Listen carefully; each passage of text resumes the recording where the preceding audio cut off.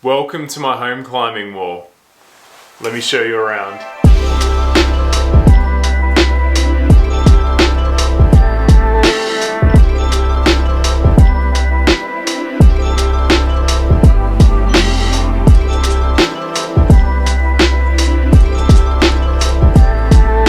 Before we dive in and I show you all of the cool things, let's go over the dimensions of the board. I've got 2.5 meters of ceiling height under the house here, and the board is at 45 degrees. And it's 2.7 meters of climbing length and 3 meters wide. There's a 300mm kickboard down at the bottom there. And at the top here, we've got our headboard, which is 200mm long and actually 20 degrees overhung, which is just the best thing in the world. A friend gave me the idea because he was doing that on his board. The extra 20 degrees makes finishing that much cooler because on a vertical wall you can kind of get underneath it if this is steep and anything kind of feels like a jug, but at 20 you're actually still on, and it's just like, it's so good. So good. I highly recommend doing it. And there's actually a hold on this headboard that is one of my absolute favorites on the entire board, but more about that later. When designing the board, there was quite a few things that we needed to consider before we went ahead and actually started building. What do we want the board for? Power, endurance, maybe a little bit of both. What are the level of the climbers that are going to be climbing on it mostly? Did we want it to be a bit of a board climbing style, or do we want it to be a little bit more helpful for an outdoor project? All these are factors where you need to kind of slide the scales around to come up with your end result. And for us, we wanted to be able to do hard moves and also get quite pumped. And I wanted to be able to set V14s on this board, and we also want our 8-year-old daughter climbing V0 to be able to get to the top and have a good time. So it's quite a range of things that we needed to get out of the space. I don't want to go too deep into the setting because it's definitely a topic that deserves a lot of time and space, because you can do it really well and you can do it poorly, and there's a lot of details to be able to get the most out of it. But basically we've just done an even spread of all the different types of holds across the entire board. We've got jugs everywhere, crimps, slopes, the whole 9 yards. We've also got a whole bunch of little feet smattered across the entire thing. Gives us a lot of options in being able to move around the difficulty of a boulder or just set something a little bit cooler. I really love the variety of holds that we've got across the board here. It makes for so many good boulders, and I kind of think sometimes, oh, maybe that's kind of about it. And then you come down with a fresh mind and see something else, or a mate comes over and he's like, oh, why don't you do this? And it's like, ah, something again. We've tried to have one of every kind of hold in a small space. There's like jug here, crimps, kind of a slopey thing, pinchy, slopey, pinchy, jug, slope. We've tried to make sure as well that things kind of face in different directions. A few mistakes I've seen in the past, and I've done it myself, is just the left side of the board is a whole bunch of kind of left side pulls, the right side's kind of the same, and a bunch of pull downs in the middle. You kind of end up halving the amount of movements that you can do because it's sort of a mirrored board in a way.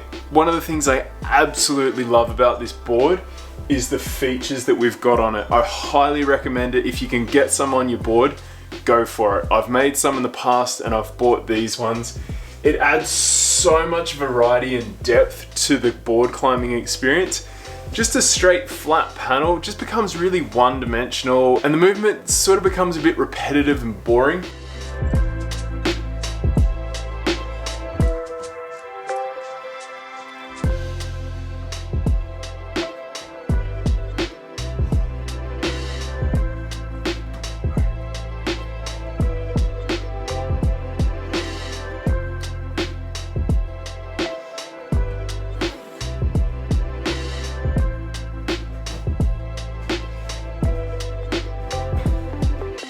But as soon as you add these on, there's just different surfaces that you can play with. The holds start to work in different ways. Like this hold here, kind of pulling this way, but if it was just a flat side pull, you're just doing this, and it's different. You know, you can really reef into underclings like this, and this becomes like a really nice smeary foot that you got to work hard for.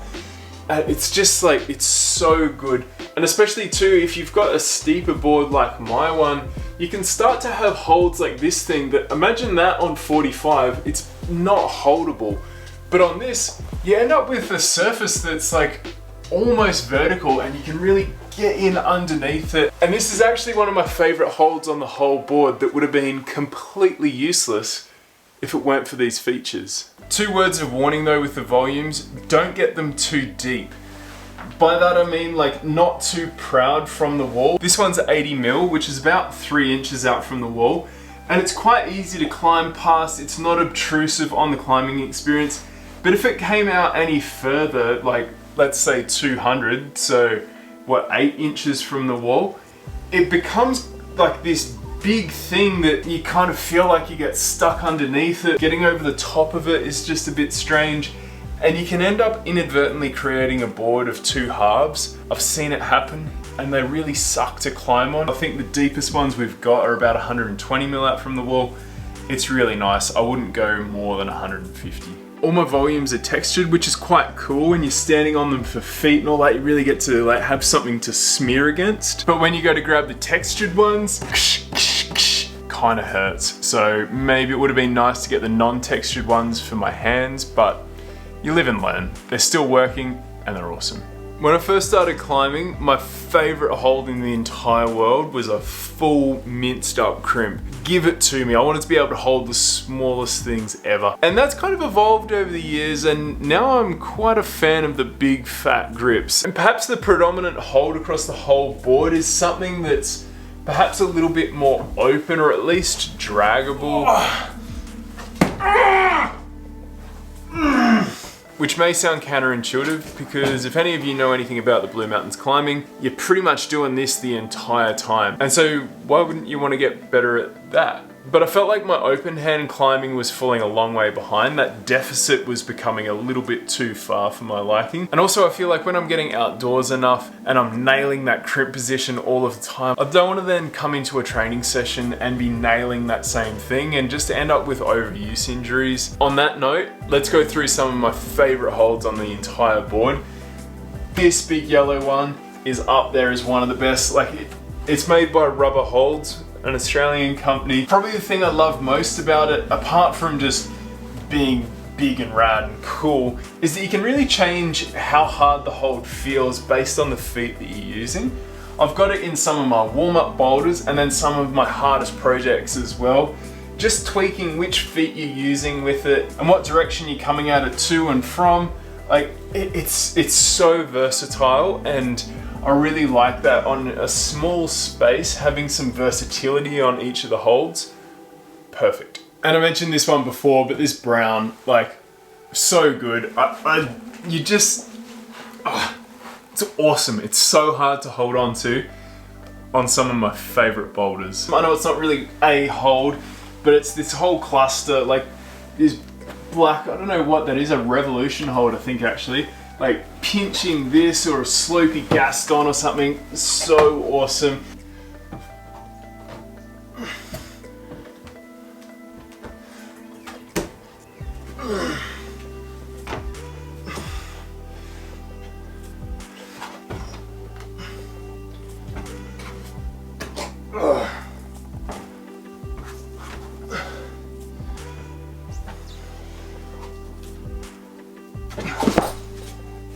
Let me just check something. Wow, that was my longest term project. I just pulled onto that for the first time in months, and it felt like a bushwalk. It felt so easy at the end there. I've had to come back and double check that I was grabbing the right holds. That's made my day. Kind of bummed I didn't move the camera to a wider position to see it all now. Kind of thought it'd just be a close-up of me falling off at the start. Struth! This whopper of a beastmaker as well, like, it's so hard to hold, and you come at it from any kind of direction, like, nice fat pinch on top, which is okay, but coming in as a Gaston or something like that, it feels so meaty and just like everything in your body has to be working really hard. I think probably actually that's why I like some of these bigger holds, is that it's not about grip strength as such. It's about the entire body working to make the whole thing happen. And I think that's a huge thing to work on if you want to get your indoor climbing really benefiting your outdoor climbing, It's about the climbing becoming a whole body experience, whereas you see like moonboarding, you just grab a bad hold, jump up and grab the next one, and it's far more about your ability to generate force and strength in your fingers than it is about movement as such. It's board climbing style, not rock climbing style. That's what you get out of these holds, is the ability to actually like do moves that are a bit more climbing specific. If you've been enjoying this video, I would love it if you hit the like button. It really helps. It lets me know that you've been enjoying the video and lets it spread around to more people, sharing a bit of board climbing froth. And if you've got any questions, hit me up in the comments. I'll do my best to get back to you, and perhaps it even becomes the topic of an entirely new video. This is the hold that the entire board dimensions were based on. I made the 45 just a touch shorter so that there was enough room for this headboard to fit, for this hold to fit on, with enough room around it that it didn't feel like it was too much of a letterbox. It's so good, and if it was to go, it would just feel like my soul has been ripped out. This is the second reset of this board that we've had. This thing has stayed here. It's so good. Most of the holds on here you can kind of jump at, and if you lose a little bit of tension, you swing out a little bit, you're okay. This one, everything needs to be working perfectly for you to be able to stay on the wall.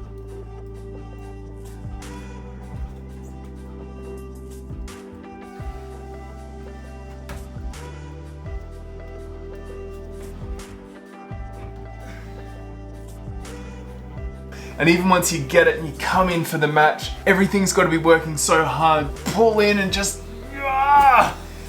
and none of that would be possible if that was a vertical wall. 20 degrees makes all of the difference. It is so gosh darn good. While we're up here too, I quite like this one. It's a bit of a letterbox with this one on top, but I kind of like that. It's a bit more accurate. It's good. I'm super lucky to have a bunch of holds on this board, but I would love to chuck a few more new ones on there. I've had a lot of these holds for more than 15 years, so it does get a little bit stale after a while. It'd be nice to just spice it all up again and add a bit of extra flavor. A lot of the holds I started out with were for bolting on, so the whole wall has been T-nutted. Going horizontally, the T-nut spacings are 200 mil apart, and then going down the board, they're offset by 100 mil. So there's a T-nut here and a T-nut here. 100 mil distance there. The next one's probably going to be somewhere here. Doing them offset like that seems to give a little bit more room between the holds, and it means that the whole thing isn't just a pretty boring grid pattern. Got the Stoke app on my phone to keep a track of all the boulders on the board. It works super well, and there's also another app called Retro Flash that's also quite great. With this setup, we wanted to make having a session as low friction as possible, so we generally always have the pads set up ready to go. If not, they're just stacked neatly off to the side. If you do have space issues at your place though, perhaps you could do what I used to have, which was a wall hung off some pretty heavy duty hinges up in the ceiling. When I wanted to have a session, it swung down and rested on the ground. When you finish, it just swings back up, gets hooked into a couple of slings, and it's out the way, and you've got all of that space back. A couple of other tools we've got to keep the session running smoothly. T-bars and chalk bag are on hand, fan and heater in the corner depending on the weather, and I've got a speaker on hand as well to keep the psych running through the whole session. A bit of house music, a bit of techno, that sort of thing.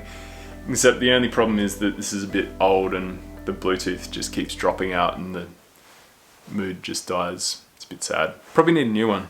I'd love to chuck an extraction fan in the wall here to just suck out the chalk and mank to the outside world. I'd also love to be able to fix the water feature that runs through here every time it rains. It was consistently flowing for about 2 or 3 months at the beginning of this year, but that's a really big job and it's kind of hard to know where to start. A really neat matting situation would be awesome as well. We've just got our boulder pads down at the moment and it's fine, but I'd like something a bit nicer. Is there anything I missed, do you think? Is there anything else that you want to know? My fingerboard setup is just behind the camera here, and I did a tour of that, and it's going to be right here. And if you want to see some of the other stuff I get up to underneath the house, you can check it out here. Thanks for watching.